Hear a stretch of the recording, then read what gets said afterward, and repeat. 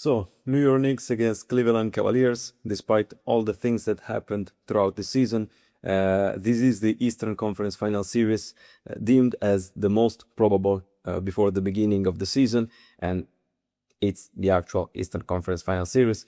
It's a massive chance for both teams to go to the finals, and they're both at a point where failing isn't an option anymore, especially due to the level of the Eastern Conference this year, which was not particularly tough.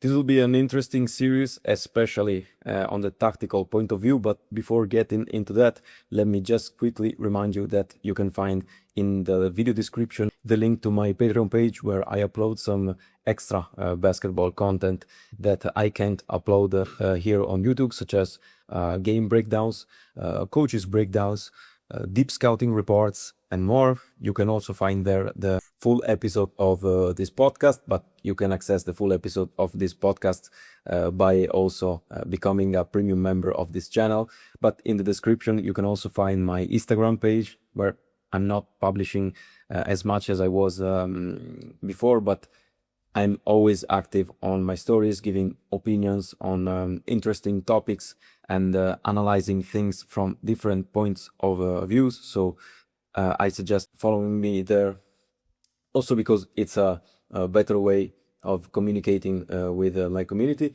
You can also find the free advanced stats glossary, which could be useful, and my course on how to get better as a basketball player at basically any level. These are 20 unconventional tips, we can say, that coaches usually don't tell their players, but that I have learned through my playing career, even though it's not that long. My experience as a viewer of basketball games and my experience with basketball players and athletes. But you can also support this channel by subscribing to it, turning on the notification bell, or leaving on this video a like, a comment, some high points. You can do whatever you want to support this project and the fact that we are working very hard to make you stay updated during these playoffs. But now let's get into the real analysis. I think that the Knicks are the favorite of this series because of their new offense, which brings the ball more in the hands of Karl-Anthony Towns and less in the hands of Jalen Brunson. So it's a less isolation-centric offense, and it is more similar to a motion offense with Karl-Anthony Towns as the primary ball handler and the other players screening, cutting, and moving.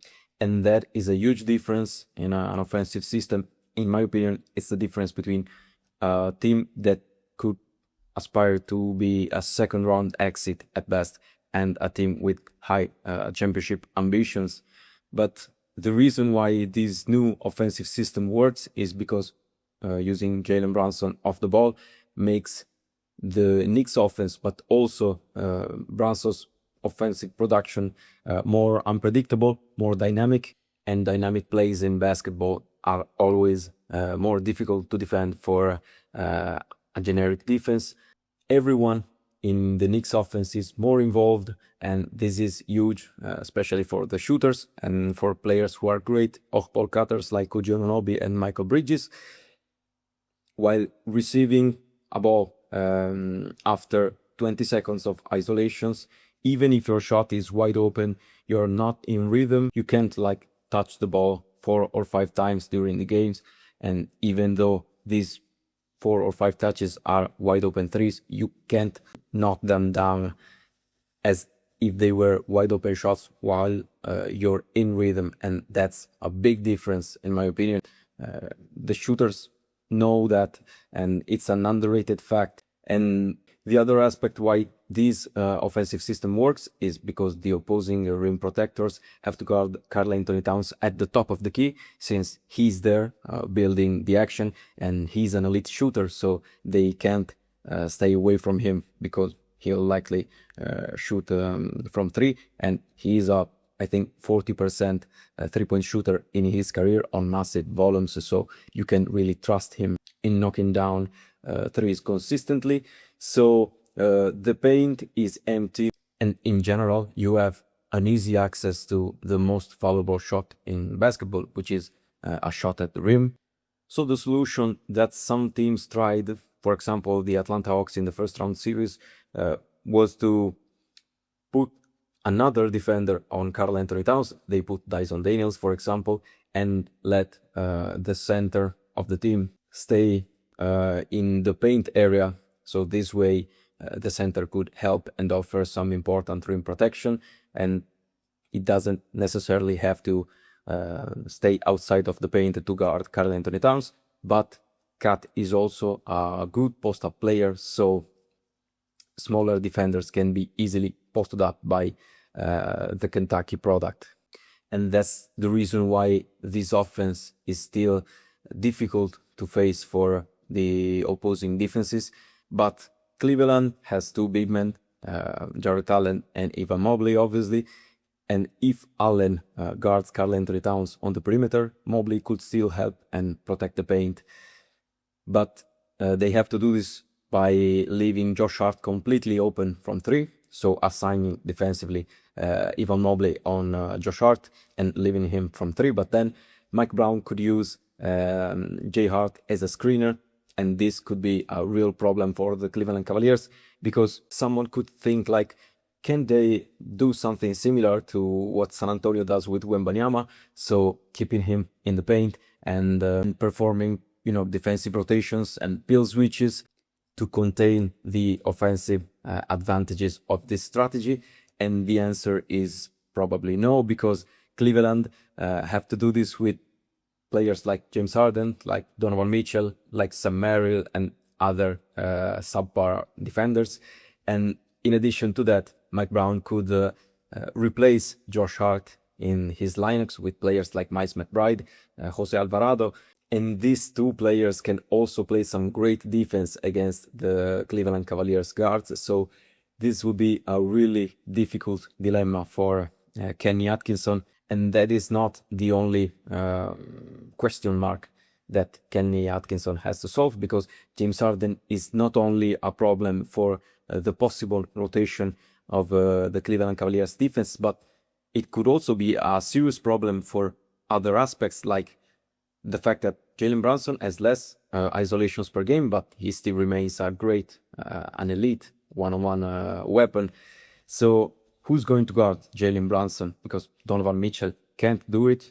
He's not that good of a defender, but he also has a strong offensive load to carry, so he can't waste that many energies on defending the opposing star player. So the answer could be Max Strus, and that's okay, but then you have to leave someone like James Harden to guard off-ball cutters like Anunoby and Bridges, and he's often caught ball watching, so this might not be a great solution. And then he would have to navigate tons of screens, and he's not a good screen navigator at all. He's a lazy defender overall, so James Harden could be a really huge problem in this series. So Donovan Mitchell needs someone like Dennis Schroeder, but also Keon Ellis alongside him in this series rather than James Harden. And then on offense, Harden struggled a lot against Ozar Thompson, so I personally don't see how he could not struggle against someone like OG Anunoby, because Anunoby and Thompson are both athletic, they're both very strong, and these are characteristics that make Harden's life way harder than against other defenders.